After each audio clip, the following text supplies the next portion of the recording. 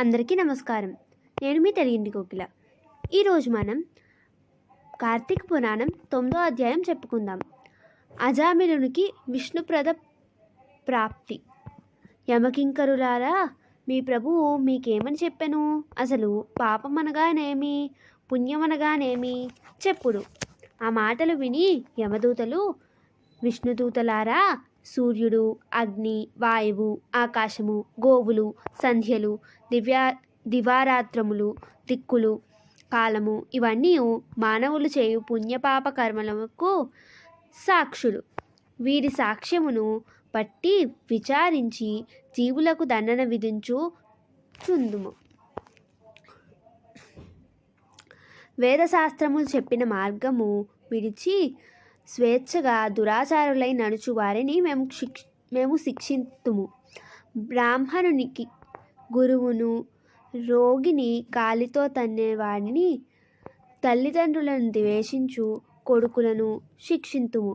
నిత్యము అసత్యమాడు వాడిని, హింసా ప్రవృత్తి గలవాడిని, భ్రష్టుని యమలోకమునకు గోనిపోయి దండింతుము. ఇచ్చిన దానిని తిరిగి అపహరించు వానిని, దయాశాంతులు వానిని మేము దండింతుము.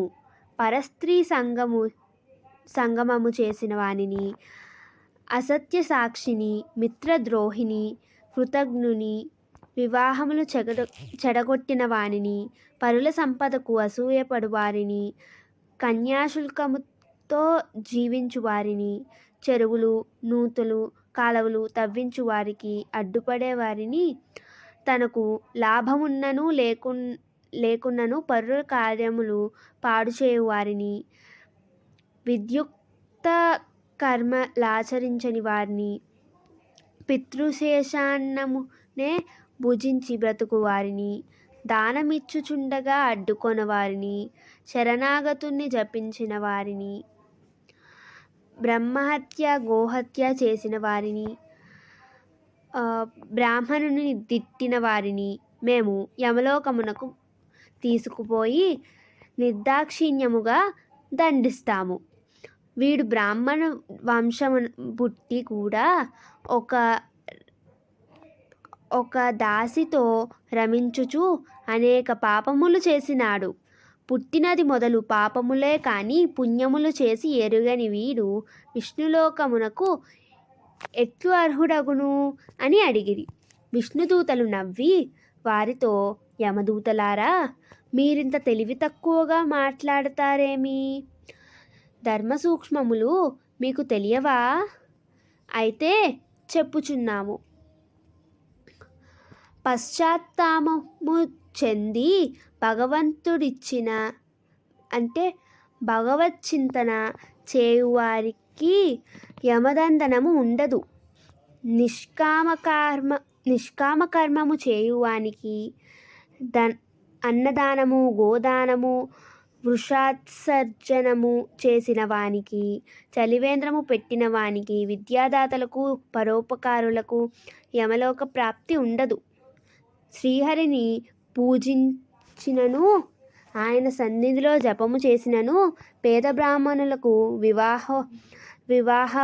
వివాహాలు, ఉపనయనాలు జరిపించినను అతడు యమలోకమునను చూడడు. ప్రయాణికులకు విశ్రాంతికి గృహములు గట్టించిన వానికిని, అనాథ ప్రేతములకు సంస్కారములు చేసిన వానికి గాని,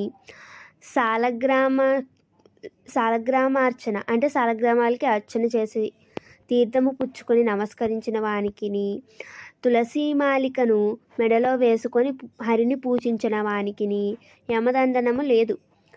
ఎవరి ఇంట తులసి చెట్టు, విష్ణు కథలు, గీతాపారాయణము ఉండునో వారికి యమదర్శనం ఉండదు.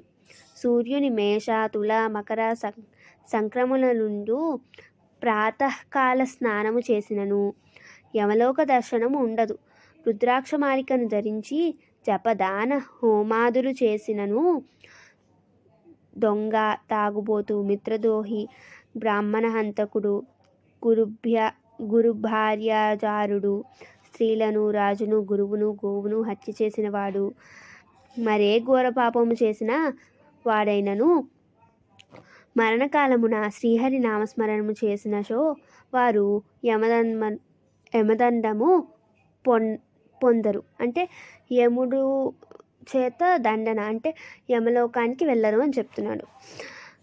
పరిహాసం కోసం స్మరించినను పుణ్యమే.